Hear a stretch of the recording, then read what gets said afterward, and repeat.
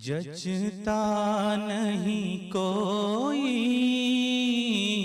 اب میری نگاہوں میں، جچتا نہیں کوئی اب میری نگاہوں میں، اب میری نگاہوں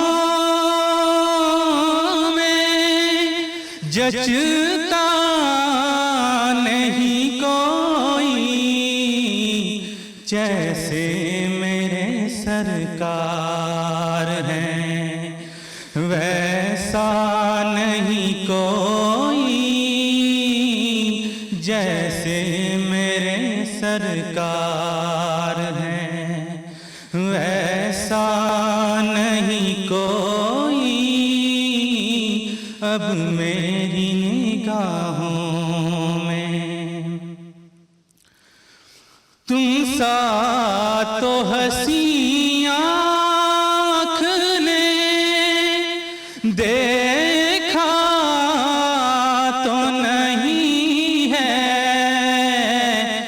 تم سا تو حسین آنکھ نے دیکھا تو نہیں ہے، یہ شان لطافت ہے کہ سایہ نہیں کوئی، یہ شان لطافت ہے کہ سایہ نہیں کوئی، جیسے میرے سرکار ہیں۔ اعزاز یہ حاصل ہے تو حاصل ہے زمین کو،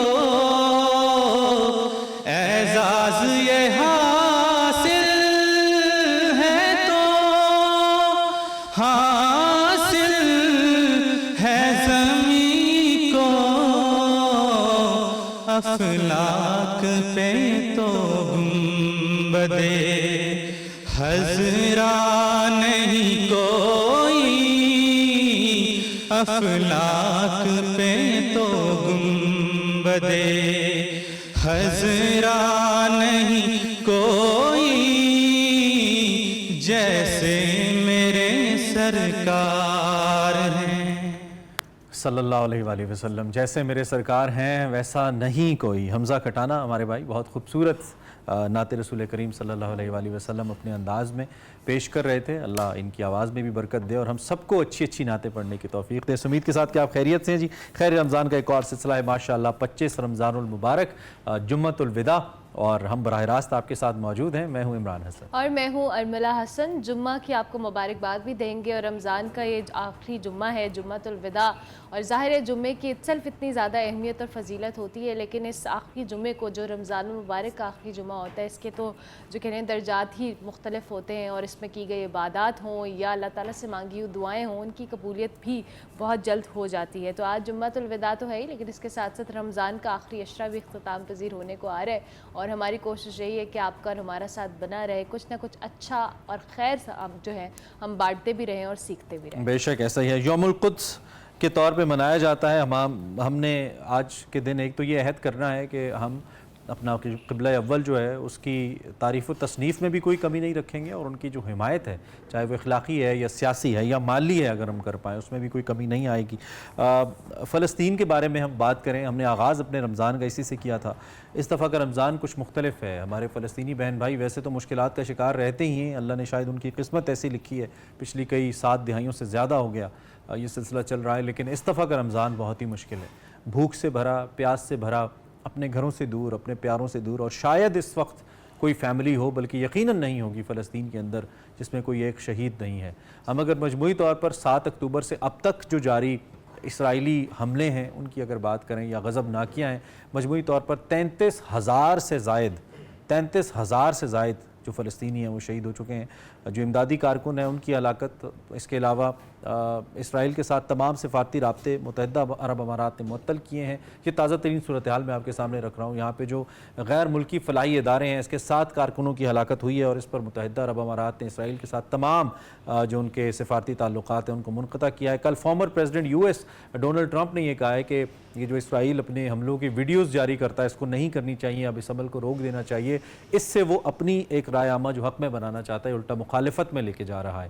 عرب میڈیا اس وقت رپورٹ کر رہا ہے کہ جو اسرائیل میں اماراتی سفیر ہیں محمد الخواجہ، انہوں نے اس حوالے سے ایک بیان جاری کیا ہے اور امدادی کارکنوں کی جو ہلاکت ہے اسے سیاہ ترین دن قرار دیا ہے اور اس طریقے سے یہ تعلقات ختم ہوئے ہیں. سعودی ولی عہد شہزادہ محمد بن سلمان اور اردن کے شاہ عبداللہ کے درمیان ایک ٹیلی فونک رابطہ بھی ہوا ہے جس میں دونوں رہنماؤں نے غزہ میں ہونے والی پیش رفت پر تبادلہ خیال بھی کیا ہے. سعودی عرب اور جو اردن ہے اس کے رہنماؤں نے اتفاق کیا ہے کہ وہ ریاستی حل کی بنیاد پر جو مسئلہ فلسطین ہے اس کا سیاسی حل تلاش کرنے کی ضرورت ہے. جبکہ دوسری جانب پرائم منسٹر شہباز شریف صاحب نے بھی عالمی یوم قدس کے موقع پر اور جمعۃ الوداع کے موقع پر ایک جاری پیغام میں کہا ہے کہ پوری پاکستانی قوم آج صہیونی جارحیت اور ظلم و جبر کی مذمت بھی کرتی ہے اور اپنے نہتے فلسطینی بہن بھائیوں کے ساتھ اظہار یکجہتی بھی کرتے ہیں. وزیر اعظم نے یہ بھی کہا ہے کہ 7 دہائیوں سے اسرائیل فلسطین اور بیت المقدس پر ناجائز اور غیر قانونی طور پر قابض ہے.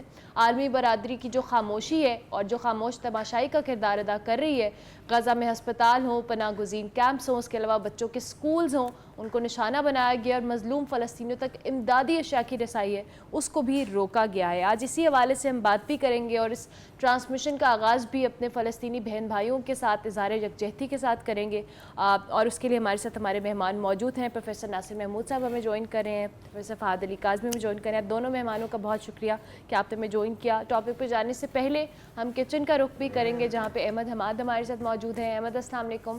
وعلیکم السلام. کیسے ہیں آپ؟ اللہ کا شکر. آپ دونوں سنائیں کیسے؟ بالکل ٹھیک. احمد کیا بنا رہے ہیں آج آپ؟ پہلے تو آپ دونوں کو جمعہ مبارک. بہت شکریہ. اور اسی کے ساتھ ساتھ آج ہم بنانے جا رہے ہیں ایک لگژوریس ڈش جو مغل زمانے میں چلتی تھی، اسے کہتے ہیں کستوری بوٹی.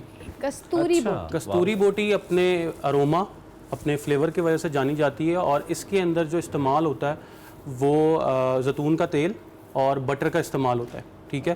اور اسی کے ساتھ ساتھ اس کی جو اینڈنگ کی جاتی تھی وہ پنیر کے ساتھ کی جاتی تھی. آج ہم چیز کے ساتھ کریں گے. ٹھیک ہے. تو بڑی ایزی سی بھی ریسیپی ہے اور ایک نئے فلیور کے ساتھ ہے. تو آپ کو ہم جمعے میں آج ہم کو مغلیہ انداز میں پھر بلائیں کستوری بوٹی حاضر ہو. ہاں جی بالکل ایسے ہی. زبردست ہے. مطلب اپنے کام کو جاری رکھیں. ہم مین ویل آپ کے پاس آتے بھی ہیں، ٹاپک کا آغاز کرتے ہیں. جی بالکل. ہم نے چونکہ یوم القدس کی بات کی اور ہمارے پرائم منسٹر نے بھی اس حوالے سے بیت المقدس ہمیں معلوم ہے ہمارا قبلہ اول ہے، ہمارے لیے اتنا ہی محترم ہے جتنا ہمارے لیے خانہ کعبہ ہے اور اس کی حرمت بھی اتنی ہی ہمارے لیے. اور پھر سب سے بڑھ کر یہاں پہ نبی کریم صلی اللہ علیہ وآلہ وسلم نے امامت فرمائی تمام انبیاء کی جب معراج شریف کا واقعہ رونما ہوا. تو بہت سی فضیلتیں ہیں، بہت سارے واقعات ہیں. سب سے زیادہ انبیاء کے بارے میں اگر کہا جائے تو وہ بھی اسی زمین کے اوپر اتارے گئے. یہ بھی روایات میں آتا ہے، لیکن چونکہ ہمارے دونوں اساتذہ حضرات ہمارے ساتھ موجود ہیں ہم ذرا ان کے تجربے سے علم سے سیکھنے کی کوشش کرتے ہیں. سب سے پہلے تو فہد بھائی آپ سے پہلے بھی آئی ریمبر کی بات ہوئی ہے اور ناصر بھائی سے بھی، لیکن میں چاہتا ہوں کہ آپ ٹاپک کا آغاز کریں. تو یوم القدس اور پھر اس کی آج کے دن کے حوالے سے ہم 2024 میں جب بات کر رہے ہیں جو ایک ظلم و ستم کی صورتحال ہے، پھر دنیا کی طرف سے جو جس طرح کا رد عمل آنا چاہیے تھا، اوور آل آپ اس کو کیسے دیکھتے ہیں؟ آج کا دن کتنا اہم ہے خاص طور پہ ہمارے فلسطینی بہن بھائیوں کے لیے اس تاریخ کے تناظر میں یوم القدس کی جو چلی آتی ہے؟ تھینکس لاٹ عمران صاحب اور نرملا. بنیادی طور پہ کچھ عرصے سے امت مسلمہ کے ایک فیکشن نے جمعۃ الوداع کو یوم القدس کے حوالے سے منانا شروع کیا، اس کا آغاز کیا. خیر رمضان میں آپ کو ایک بار پھر سے خوش آمدید. پروگرام میں سلسلہ آگے بڑھائیں گے اپنی گفتگو کا اور اس کے ساتھ ساتھ آپ کو تھوڑی دیر بعد کچن میں بھی لے کر جائیں گے اور جانیں گے وہاں پہ کیا چل رہا ہے. سو دونوں سلسلے سب سے پہلے ہم ذرا تھوڑی گفتگو کر لیتے ہیں، بات کر لیتے ہیں اور پھر ہم آگے بڑھتے ہیں. آج چونکہ 25 رمضان المبارک ہے، رمضان اپنے اختتامی لمحات کی جانب ہو سکتا ہے کہیں نہ کہیں ہماری آواز سے یا ہماری شکلوں سے بھی آپ کو یہ احساس ہونا شروع ہو گیا ہو کہ جو ہے نا رمضان اپنے اختتامی مراحل کی جانب ہے. فہد بھائی ہم بڑے زبردست موضوع پہ ہم بات کر رہے تھے اور ہم اس کو جو کائنات کے اندر مختلف ڈس بیلنسز ہیں اس کی جانب ہم لے کر گئے ہماری زمین کے اوپر. اور پھر فلسطین ایک اس وقت ایک ایسا ایپی سینٹر ہے ساری صورتحال کا. ظلم کی ہم اگر بات کریں تو اس میں پوری دنیا کو اس سے سیکھنے کی ضرورت ہے. لیکن ایک بڑا اہم نقطہ ہے اس پہ کہ شاید جس طریقے سے بین الاقوامی دنیا نے ریاکٹ کیا، ناصر بھائی میں آپ کے سامنے بلکہ نقطہ رکھ دیتا ہوں، اس طرح ہم نہیں کر پائے. فہد بھائی نے اشارہ بھی کیا شروع میں کیوں نہیں کر پائے ہم؟ ہمارے ویسٹڈ انٹرسٹ زیادہ ہیں, ہماری انسیکیورٹیز زیادہ ہیں, ہم ویسٹ ڈیپینڈنٹ زیادہ ہیں. میں صرف پاکستان کی بات نہیں کر رہا, میں پوری امت مسلمہ کی بات کر رہا ہوں. اچھا اصل میں تو موضوع بہت دردناک ہے, اور جتنا وحشیانہ تشدد وہاں پر ہو رہا ہے کوئی انسان اس کا تصور نہیں کر سکتا, سوچ نہیں سکتا کہ یہ جس طرح ظلم کی ایک داستان رقم کی جا رہی ہے.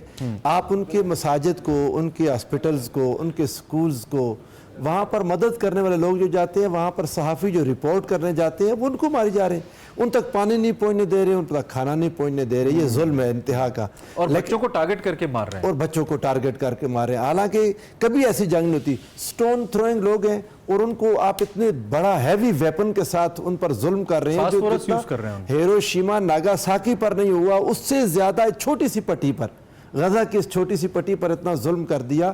دل خون کے آنسو ہوتا ہے, لیکن سمجھ نہیں آتی ہمارے حکمران طبقے کا کیا پرابلم ہے پوری دنیا میں. عالم اسلام کا مسئلہ کیا ہے, یہ ویسے بہت ہی گہری سوچ سے دیکھنا چاہیے. میں سمجھتا ہوں جب اتنا ظلم نہیں ہوتا تھا پاکستان میں اچھی ایکٹیویٹی ہوتی تھی, اتنا زیادہ ظلم نہیں تھا یہ جو ابھی پچھلے کچھ مہینوں سے ہو رہا ہے. لیکن یوم القدس پر بڑی کئی جماعتیں, کئی جو ریلیجیس پولیٹیکل پارٹیز, کوئی اور پارٹیز, بڑے جلوس وغیرہ سب ختم ہو گیا ظلم کے ساتھ. سمجھ نہیں آئی کیا ہوا ہے. میں تو خود آپ سے پوچھنا چاہوں گا, اگر آپ کے شاید اتنا نفسا نفسی کا عالم ہو گیا ہے, آپ کا نالج مجھ سے زیادہ ہوگا, آپ یہاں میں کسی بڑے آدمی سے پوچھیں ہوا کیا. یعنی میں چھوٹے ہوتے سے مجھے یاد ہے, ہم جب سکول, مجھے ناصر بھائی آپ کا علم ڈیفینیٹلی بہت زیادہ, ہم آپ سے سیکھتے ہیں, لیکن مجھے بطور ایک طالب علم کی, ایک پاکستانی کی یہ لگتا ہے کہ ہمیں اپنے ذاتی مسائل میں اس حد تک الجھا دیا گیا ہے, خاص طور پہ ہمارے معاشی مسائل کے اندر. اور یہ معاملہ صرف ایک یوم القدس کے معاملے میں نہیں ہے, میں بہت سارے معاملات میں یہ چیز دیکھتا ہوں کہ اب ہمارے ہاں وہ اسپرٹ اس لیے ختم ہوتا جا رہا ہے کیونکہ ہم اپنی معاشی معاملات میں بہت زیادہ مصروف ہو گئے. اور جو جماعتیں ہیں یہ بنیادی ضرورت بن گئی, جماعتیں اپنے مسائل میں پھنسی ہوئی ہیں اور ان کو سمجھ نہیں آ رہی. اور اس وقت یعنی واقعتاً یہ بڑا ظلم ہے, اور میں سمجھتا ہوں کہ احتجاج نہ کرنے کی بنیاد پر ہم سارے گناہ گار ہو جائیں گے. ہم لوگ آرام سے اپنے گھروں میں سو رہے ہیں, کھا پی رہے ہیں, اپنی زندگی آرام سے گزار رہے ہیں اور بسا اوقات انجوائے کر رہے ہیں, جبکہ وہ ایک ہمارا جسم کا ایک حصہ ہے. نبی کریم صلی اللہ علیہ وسلم نے فرمایا مسلمان کل بنیان ایک عمارت کی مانند ہے, اس کا کوئی ایک حصہ درد کرے تو باقی سارے جسم میں اس کا درد محسوس ہونا چاہیے. وہ درد کیوں نہیں محسوس ہو رہا؟ نیل کے ساحل سے تاب خاک کاشغر, وہ درد, وہ فیلنگز کیوں نہیں ہے؟ سمجھ سے باہر ہے. میں تو خود کو بہت گناہ گار سمجھتا ہوں. لیکن اس میں فیکٹرز ہیں نا, جیسے بھی ہم بات بھی کر رہے ہیں, ہم بات بھی کرنا چاہتے ہیں, ہم اس پہ آواز بھی اٹھانا چاہتے ہیں, لیکن جہاں ہم عالمی دنیا کی بات کرتے ہیں ہر ایک کا اپنا اپنا انٹرسٹ اس میں شامل ہو گیا. دیکھیں انہوں نے ہم سے زیادہ اچھا کیا. خود امریکہ کے اندر جیو کمیونٹی نے جتنا اٹھ کے کیا, مجھے نہیں سمجھ آ رہی. یہ تو ہم لوگوں کی, عوام کی حد تک بات کر رہے ہیں نا, جو حکمران ہیں ان کی بات کر رہے ہیں. لوگ ابھی بھی نکل آئیں گے قدس کے نام پر, ان کو نکلنے کیوں نہیں دے رہا, کون نہیں نکلنے دے رہا, یہ سوچنے کی بات ہے. اور میں اپنے بڑوں سے ہاتھ جوڑ کے کہوں گا, اسلام آباد میں لاٹھی چارج بھی ہوا جو لوگ احتجاج کر رہے تھے ان کے, اور میں ہاتھ جوڑ کے کہوں گا اپنے بڑوں سے, آپ نے مرنا ہے, اللہ کے حضور تو جانا ہے نا, آخر اللہ کو جواب دیں گے. کیوں اپنے مسئلوں میں پڑے رہیں گے؟ پتہ نہیں کب تک یہ اپنے مسلمان بہن بھائیوں پر ظلم ہو رہا ہے, اور ہم اس کو دیکھ رہے ہیں اور اتنے ٹھنڈے انداز میں دیکھ رہے ہیں, سمجھ سے باہر ہے یہ چیز. ہم اگر تاریخی نقطہ نگاہ سے, چونکہ آپ کو مضمون بھی, ہم اگر بیت المقدس کی بات کریں, میں چاہتا ہوں تھوڑی سی اس کی اہمیت پہ, یہ میں نبی کریم صلی اللہ علیہ وسلم کے زمانے سے اس کو اگر شروع کر دوں, پیچھے تو بہت لمبی تاریخ ہے, ہم اس کو نہیں کر سکیں گے کور اپنے پروگرام کے تھوڑے وقت میں. حضور سرور عالم صلی اللہ علیہ وسلم کا جب اپنی حیات مقدسہ میں بیت المقدس فتح نہیں ہوا تھا, اس پر رومن امپائر حکومت کر رہی تھی, لیکن رسول اللہ صلی اللہ علیہ وسلم نے اس کی اتنی محبت پیدا کر دی تھی بیت المقدس کی مسلمانوں کے اندر. حدیث آتی ہے مستدرک حاکم میں, امام حاکم اس حدیث کو لائے کہ صحابہ کرام آپس میں بیٹھے گفتگو کر رہے تھے کہ کون سی مسجد افضل ہے, ہماری مسجد نبوی افضل ہے یا مسجد اقصی افضل ہے. اس حد تک گفتگو ہو رہی تھی. اور چونکہ رسول اللہ صلی اللہ علیہ وسلم معراج کی رات وہاں سٹے بھی کر چکے تھے, مکہ کے لوگ وہاں ویسے بھی جاتے تھے, جا کے بیت المقدس کو فلسطین میں جا کے دیکھتے تھے اور اس کو بڑا محبت کرتے تھے.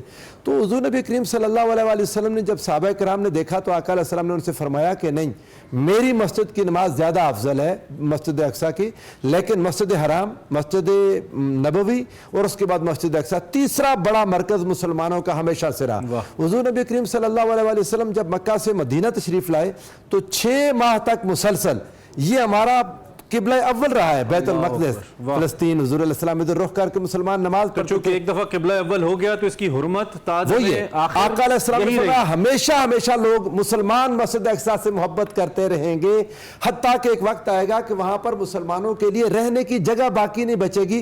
किसी शख्स को खड़े होकर कोई इतनी जगह मिल जाए जहां से वो खड़े होकर मस्जिद अक्सा को देख सके, तो वो जगह उसके लिए दुनिया और माफिहा से बेहतर होगी। दुनिया भर की दौलतें खर्च करके वो जगह लेना चाहेगा जहां से वो बैतुल मक़दिस को, मस्जिद अक्सा को देख सके। आज देखें क्या हालात हो रहे हैं, मस्जिद अक्सा के गिर्द ज़मीनें महंगी हो रही हैं और इतनी महंगी कर दी उन्होंने कि मुसलमान कोई नहीं खरीद सकता। उसे कोई खरीदेगा तो वो उनका अपने जीव का और सिहूनियों का कोई टाइकॉन खरीदेगा और उसको मुसलमानों के लिए रहने के लिए मुश्किल तरीन जगह बना दी गई। कोई मुसलमान निकल के मस्जिद की तरफ जाता है तो उसे स्नैचिंग होती है, उसके ऊपर फायरिंग होती है, उनको तंग किया जाता है। लेकिन ये बहरहाल एक सूरत हाल है कि नबी करीम सल्लल्लाहु अलैहि वसल्लम ने फरमाया कि क़यामत तक मुसलमान इससे मोहब्बत करते रहेंगे। अल्लाह रब्बुल इज़्ज़त हमारे दिल में ये मोहब्बत मस्जिद अक़सा की इसी तरीके से कायम रखें, उसको मज़ीद बढ़ाएं और हमें तौफ़ीक़ दें कि हम बाइस बने किसी तरीके से अपने उन मुसलमान बहन भाइयों की मदद करने के लिए और अपने क़िबला अव्वल के तक़द्दुस को बरकरार रखने के लिए। नासिर भाई बहुत शुक्रिया, आपने वक्त निकाला, आप तशरीफ़ लाए, साहब मौजू पे बात की। हमने आज यौमुल क़ुद्स के हवाले से और हमारे क़िबला अव्वल मस्जिद अक़सा के हवाले से हमने बात की। उम्मीद है हमारी गुफ्तगू आपको पसंद आई होगी। प्रोग्राम आगे बढ़ाते हुए हमने ज़रा किचन का रुख करना है और फिर एक ब्रेक पे जाना। जी अहमद, किचन में क्या सूरत हाल है? हमारी कस्तूरी बोटी रेडी हो चुकी है ओके, और हम इसकी हांडी में सर्विंग करेंगे। इसके ऊपर चीज़ भी हमने मेल्ट कर ली है। बोनलेस हांडी होती है जो कि चिकन लेग के गोश्त में बनाई जाती है। इसके अंदर ज़ीरा पाउडर, नमक, लाल मिर्चों का इस्तेमाल नहीं, काली मिर्चों का इस्तेमाल किया जाता है। इसी के साथ साथ हम इसमें अदरक लहसुन का इस्तेमाल करते हैं, इसको मैरिनेट करते हैं और इसकी कुकिंग करते हैं। जस्ट गरम मसाला इस्तेमाल नहीं किया जाता। एंडिंग के ऊपर इसके ऊपर कसूरी मेथी का इस्तेमाल किया जाता है। कसूरी मेथी का, कसूरी मेथी ये देखें। और ये बोनलेस है अहमद? जी जी ये बोनलेस चिकन जी, ये चिकन बोनलेस लेग का है, लेग का है। ब्रेस्ट का ना यूज़ करें तो बेहतर है। और इसको आपने मुगलिया सल्तनत के साथ चूँकि रिलेट किया था, तो क्या हमें वो फील आएगी खाते हुए शाहाना? आज आपको कहना चाहिए था कि कस्तूरी बोटी हाजिर हो ये हम अफ्तारी के वक्त कहेंगे ना, अभी कर ली तो फिर बहुत सारे लोगों का रोज़ा ख़राब होगा। ये ठीक हो गया।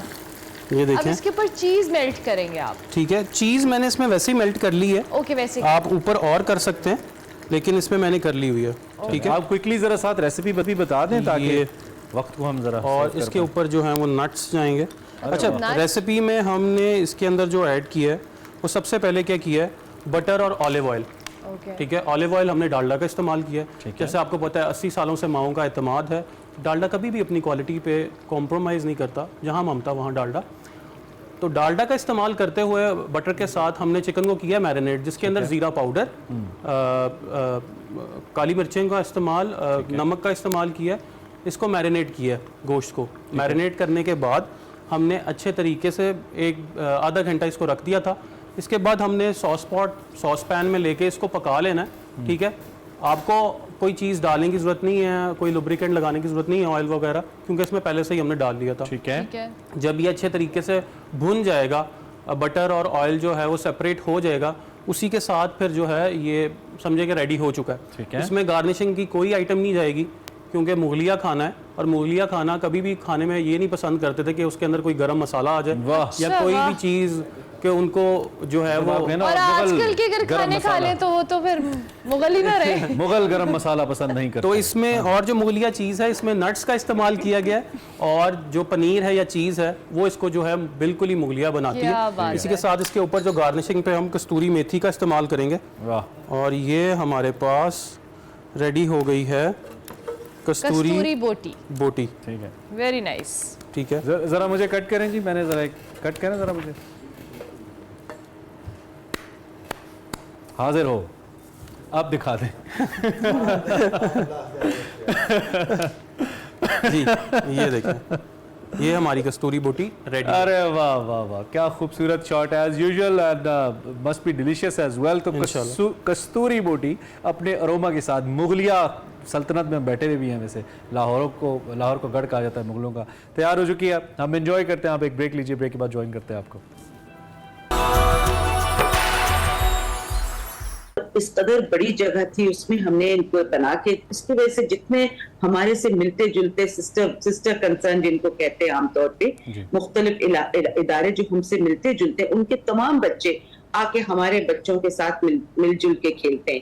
تو یونیفائڈ گیمز ہوتا ہے. تو اس کی وجہ سے ان میں میرا خیال ہے کہ 80% بچوں کی جو نشو و نما، جو ان ایسے بچوں کی جن کی ذہن سے کم سوچ سکتے ہیں، جن میں چلنے کی مشکل ہے، ڈاؤن سنڈروم ہے، بہت مختلف ان کے بیماری ہے ان لوگوں میں، جو ہم انہیں بیماری نہیں کہتے. ہم سمجھتے ہیں کہ اس کو اگر کسی بھی طرح ہم لوگ بہتر کر سکے تو ہمارے ادارے میں یہ آتے ہیں ماشاءاللہ. پھر یہ جناب آپس میں بچوں سے مل کے بس آپ آئیے کسی وقت.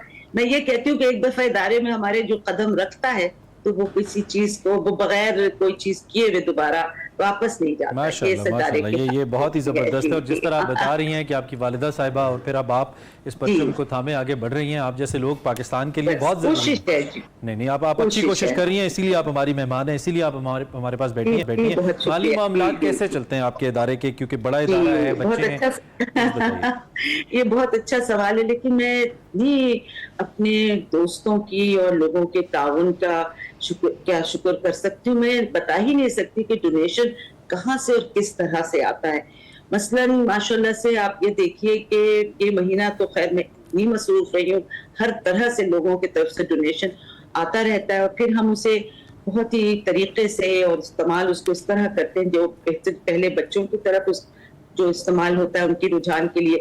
ابھی ہم نے پوٹری ورک شاپ شروع کی ہے، پوٹر بڑا اچھا کام سکھا رہا ہے. تو یقین مانیے کہ بچے اتنی عمدہ پوٹری بنا رہے ہیں کہ لوگ ہکا بکا رہ جاتے ہیں کہ یہ وہی بچے، اس میں ایک ڈاؤن سنڈروم بچی بس وہ ایک ہی چڑیا بناتی جاتی. تو ان کا جو دماغ ہے وہ بہت ہی خوبصورت انداز سے اصل میں ان کو صرف محبت کے بھوکے ہیں یہ بچے. میں اٹینشن اور میں شکر گزار ہوں کہ جو تمام اساتذہ ہیں وہ بھی بہت محبتی لوگ ہیں. اس میں بھی ایک طرح سے ان کا دل جب تک ان کاموں میں نہیں ہوگا وہ یہ نہیں کر سکتے. یہ کوئی ایسے ہی کام نہیں ہے، اس میں خاص آپ کو لگن ہوتی ہے. جو بھی مجھ سے جڑا ہوا ہے، میری دوستیں، میرے رشتہ دار اور کراچی میں جتنے لوگ، کراچی سے باہر بھی، لاہور سے میرے کئی لوگ ہیں جو مجھے وہاں سے مدد کرتے ہیں، باہر سے دوستوں سے. تو ان کے دل میں یہ ہے کہ بس ہم اس میں کس طرح سے مدد کر سکیں. ہمارے پاس ٹرانسپورٹ بھی ہے، کلینک بھی ہے، فزیو تھراپی بھی ہے، اسپیچ بھی ہے. میں کیا بتاؤں. آپ نے ان ہاؤس کافی کچھ بچوں کے لیے کیا ہوا ہے. آپ جب سے ہم آپ سے بات کر رہے ہیں تو آپ کے اکاؤنٹ ڈیٹیلز، آپ کے ادارے کی ڈیٹیلز ہماری ٹی وی اسکرین پر ہیں، اور ہم اپنے پلیٹ فارم سے بھی یہی ریکویسٹ کریں گے کہ جتنے بھی لوگ ہیں اگر آپ اس پہ اپنا حصہ ڈالنا چاہتے ہیں، ان کی ہیلپ کرنا چاہتے ہیں، اپنے ان بچوں کو اپنا بچہ سمجھ کے آپ سمجھیں کہ یہ بچے ہیں جو چیلنجز کا شکار ہیں اور اللہ تعالیٰ نے ان کو اس چیلنج میں ڈالا ہے، لیکن ظاہر ہے اس نے ان کی ہیلپ بھی کرنی ہے اور ان کے لیے کام بھی کرنا ہے. ایک وسیلے کے طور پہ میڈم کام کر رہی ہیں. طاہرہ صاحبہ، ابھی تک آپ کے پاس کتنے بچے ہیں جو اس ادارے میں موجود ہیں؟ اور پھر جب اس کے بعد جب ان بچوں کی ایجوکیشن ہو، ہیلتھ ہو، یہ ساری چیزیں آپ ان کو فیسیلیٹیٹ کر رہے ہیں، اگر کوئی بچہ یہاں پر آتا ہے یا کوئی بھیجنا چاہتا ہے تو وہ کس طرح سے بھیج سکتا ہے؟ جی ہاں، یہ بڑی بات آپ نے کہی. یہ پہلے ہمارے پاس لیڈی ہیلتھ وزٹرز ہوتی تھی والدہ کے زمانے میں، جو جا کے مختلف ایریا سے ان کو لے کے آتی تھی. اب یہ ہے کہ ماشاءاللہ اس قدر بڑھ گیا ہے کہ مجھے ہر چوتھے پانچویں دن ایک فون آتا ہے کہ ہم آنا چاہ رہے ہیں. بچے یہ ایک SRSC جو ہے اس میں ہم نے کوئی ایج لمٹ نہیں رکھی ہے. ایک تو وجہ یہ کہ جس وقت ہم ایڈمیشن کرتے وہ تو 3.5-4 سال سے بچوں کو لے لیتے ہیں. باقاعدہ ایک پروسیجر ہے کیا ان کو کس قسم کی ان کو ایلمنٹ ہے، how differently able they are, اور کس طرح سے ان کو ہم آگے بہتر کر سکیں. اور اس کے بعد ان کو ہم یہ میں نہیں کہہ سکتی کہ کوئی بچہ آج آیا ہوا ہے اور وہ میٹرک پاس ہو جائے یا کلاس 3 تک کا. ہر بچے کی اپنی الگ لمیٹیشن ہے.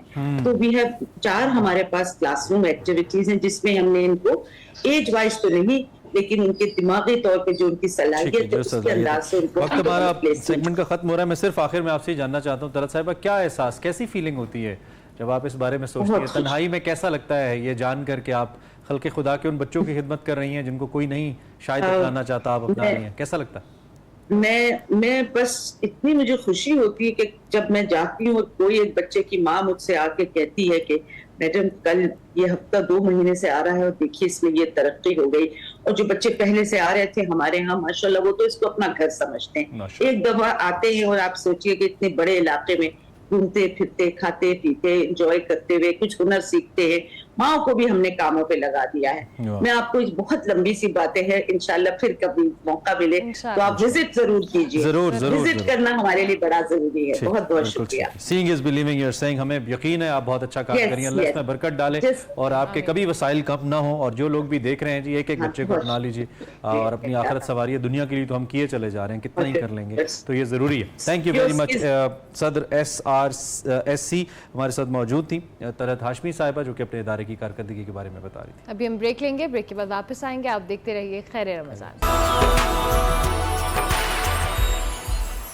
आपका खैर मकदम है खैर रमज़ान में एक बार फिर, इस उम्मीद के साथ कि हमारा आज का भी खैर रमज़ान का सिलसिला आपको पसंद आया होगा। इससे पहले कि हम इख्तिताम की जानिब बढ़ें, रोज़ाना की बुनियाद पर हम एक मुसलमान साइंसदान का तारुफ आपसे कराते हैं, उनकी खिदमात की याद दहानी आपको कराते हैं। आज जिन अजीम मुसलमान साइंसदान का हम जिक्र करने जा रहे हैं, उनका नाम है अबू हनीफा अहमद इब्न दाऊद अद-दिनावरी। इनकी क्या खिदमात साइंस के अंदर रही आपको दिखाते हैं और प्रोग्राम ख़त्म करते हैं। आपसे इंशाल्लाह कल मिलेंगे। अल्लाह हाफ़िज़।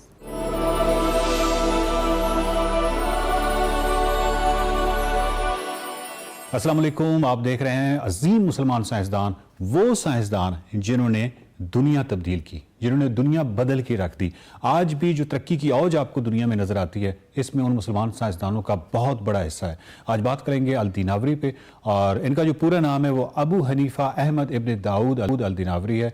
पैदाइश 815 ईस्वी में है और इनकी वफ़ात के हवाले से दो रवायात हैं, 895 भी कहा जाता है और 902 ईस्वी भी कहा जाता है। इनका साइंसी शोबा देखें तो वो फल्कियात है और इल्म नबातात है। और इसके अलावा अगर हम देखें तो ये बेसिकली मौरख भी हैं। और अल-दिनावरी जो है, इनका ताल्लुक जो था वो फ़ारसी या कुर्द नस्ल से था। और अल-दिनावरी इनको आप मुस्लिम अस्पानिया का जो एक शहर है उंदलसिया, उसमें रहते थे।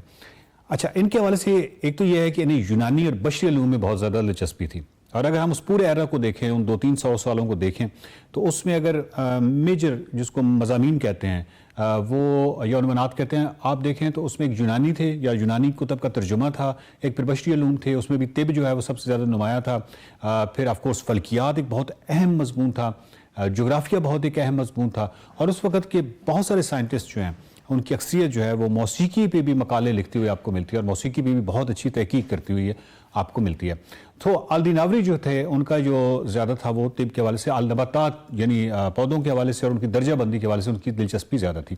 अल-दिनावरी ने इराक़ के शहरों बसरा और कूफा में इल्मुल अस्वात का मुताला किया और वहाँ जो सीखा हुआ जो मुनज़्ज़म तरीक़ेकार है, जो मेथोडोलॉजी साइंटिफिक जिसको अप्रोच कहते हैं, उसका इजहार जो है वो किताबुल नबातात के जो हम तक पहुँचने वाले जो चंद टुकड़े हैं उससे हमें मालूम होता है। इल्मुल नबातात पर मुसलमानों की मशहूर तरीन कदीम कुतब में से ये एक किताब है अल-दिनावरी की, और इसकी जो नसर है वो इंतहाई खूबसूरत है। उसकी वजह यह है कि उस वक्त के जितने भी साइंटिस्ट थे वो सिर्फ साइंस नहीं था बल्कि अदब के साथ भी उनका एक ताल्लुक होता था। और इसकी वजह से उनकी जो नसर है, बहुत सारे साइंटिस्ट की आपको उनकी नसर बड़ी खूबसूरत मिलती है। ये कई नस्लों तक ये वाली जो किताब थी ये बड़ी म्यारी तदरीसी किताब रही है। और रियाजी पर अल-दिनावरी की कोई भी किताब ज़माने की गर्ज से बच नहीं सकी, लेकिन कुर्र-ए-अर्ज़ जो है उसके मुतल्लिक अपनी जो तशरीह है उसमें अल-दिनावरी ज़मीन की अक़साम बयान करते हैं और बताते हैं कि कौन सी किस्म जो है वो काश्त के लिए अच्छी है, इसके ख़ास और इसके अनासिर क्या हैं। बहुत ही डिटेल स्टडी है। अल-दिनावरी ने जो पौधा होता है उसकी पैदाइश से लेकर उसके मौत तक के मराहिल बयान किए हैं, और फल और जो फूल हैं उनकी नशोनुमा और जो पैदावार के मदारिज हैं, दर्जे हैं, वो बताए हैं। इसके बाद मुख्तलिफ़ किस्म की जो फसलें हैं उनका वो अहाता करते हैं। उसमें स्पेशली अगर हमने एक तो अजनास हैं, इसके अलावा फलों में अगर देखें तो अंगूर है, खजूर है। उन्होंने जो अपने उनके पेशरो थे उन पर इन्हिसार करते हुए पहाड़ों, दरख्तों, मैदानों, सहराओं, खुशबूदार पौधों और लकड़ियों, हालांकि रंग में इस्तेमाल होने वाले जो पौधे और शहद के बारे में भी तफसीलात पेश की हैं। अल-दिनावरी ने एक बाब जो है वो पौधों की दर्जा बंदी के हवाले से भी वक्फ किया। और आप अंदाज़ा लगाइए कि उस वक्त के बहुत सारे साइंटिस्ट जो हैं जो नबातात पे बात काम कर रहे थे, या तो उन्होंने ये जो दर्जा बंदी वाला काम किया है वो बहुत ही जिसको कहते हैं बहुत मेहनत वाला काम था। और इसी तरह जानवरों के हवाले से, इसी तरह पौधों के हवाले से बहुत ही कमाल काम हुए उस पूरे दौर में। अब इसके जो हवाला है, एक तो सलामत बच जाने वाली जो चंद जिल्दें हैं उसमें हमें मालूम होता है, अदरवाइज जो उनका रियाजी का काम है वो हमें यहाँ अब दुनिया में नहीं मिलता। अल-दिनावरी जो है उन्होंने 895 ईस्वी, 2 रवायात हैं, 895 ईस्वी या 902 ईस्वी इसमें वफात पाई। बहुत कमाल साइंटिस्ट थे, बहुत कमाल साइंसदान थे, बहुत कमाल काम किया। और जो बाद में जो काम हुआ डार्विन के अहद में, या जिसको हम एवोल्यूशन थ्योरी कहते हैं, इसके हवाले से अगर हम देखें तो जो पौधों की दर्जाबंदी है और जानवरों के हवाले से जितनी भी दर्जाबंदी है और उसके हवाले से बहुत ज़्यादा तहकीक है, ये आपको उन 200-300 सालों में नज़र आती है। और उसके हवाले से हमें हर साइंटिस्ट जो है ये कहता हुआ भी और इस बात पर रिसर्च करता हुआ भी मिलता है कि जो जानवर हैं वो अपने आप को माहौल के मुताबिकत में कैसे ढालते हैं। तो ये बहुत ही अहम चीज़ थी जो कि 9वीं, 10वीं और 11वीं सदी पे इस पे गौर किया जा रहा था, और जो गौर करने वाले थे उनमें अल-दीन आवरी एक थे। अगली किस्त में किसी और अजीम साइंसदान, किसी और अजीम मुसलमान साइंसदान के साथ मुलाकात होगी, उनका जिक्र करेंगे, उनकी खिदमात का जिक्र करेंगे। देखते रहिए खैर रमज़ान।